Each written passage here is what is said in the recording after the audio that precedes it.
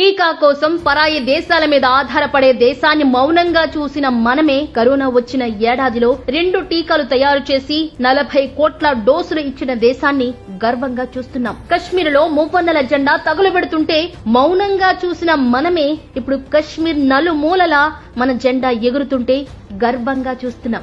ఉగ్రవాదులు ఇంటి అల్లుళ్ల మాదిరి దేశంలోకి వచ్చి బాంబు దాడులు చేస్తూ మన వాళ్ల ప్రాణాలు తీస్తుంటే మౌనంగా చూసిన మనమే కశ్మీర్ దాటి రాలేని ఉగ్రవాదులు ఎన్కౌంటర్ వార్తలు గర్వంగా చూస్తున్నాం. మన రాముడి గుడి కట్టుకోలేక మౌనంగా చూసిన మనమే భవ్య రామ మందిర నిర్మాణాన్ని గర్వంగా చూస్తున్నాం.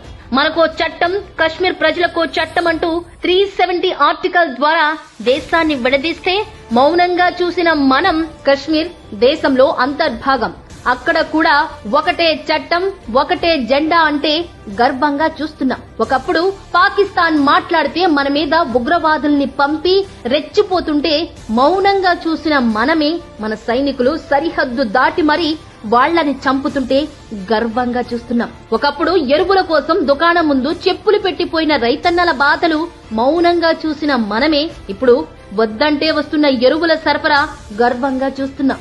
ఒకప్పుడు చైనా అంటే అగ్రదేశం, ఆ దేశం ముందు పనికిరాము అన్న పాలకుల మాటలు మౌనంగా చూసిన మనమే ఇప్పుడు ప్రధాని స్వయంగా సరిహద్దుల్లో నిలబడి ఖబర్దార్ చైనా అనే హెచ్చరికలు గర్వంగా చూస్తున్నాం.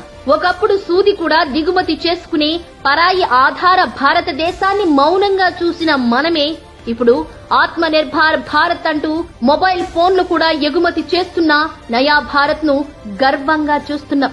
ఒకప్పుడు తుపాకీలో బుల్లెట్ కూడా దిగుమతి చేసుకునే పరిస్థితి మౌనంగా చూసిన మనమే మిత్ర దేశాలకి బ్రహ్మోస్ క్షిపణి అమ్ముతుంటే గర్వంగా చూస్తున్నాం.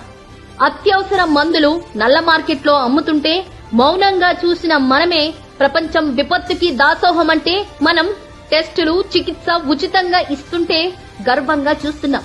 చిన్నపాటి కరువుకు ప్రజలు ఆకలి చావులు చస్తుంటే మౌనంగా చూసిన మనమే గత 13 నెలలుగా దేశ ప్రజలందరికీ ఉచితంగా రేషన్ ఇస్తున్న ప్రభుత్వాన్ని గర్వంగా చూస్తున్నాం. ఇలా ప్రతి రంగంలో స్వయం సమృద్ధి సాధించిన నా దేశం ప్రపంచం ముందు గొప్పగా నిలబడే స్థితికి చేర్చిన ఈ ప్రభుత్వం చేతుల్లో నేను, నా పిల్లలు, వారి భవిష్యత్తు భద్రమని గర్వంగా చెప్పుకుంటున్నాం. వీటన్నింటికీ కారణం మన మోదీని ప్రధానిగా చేయడం.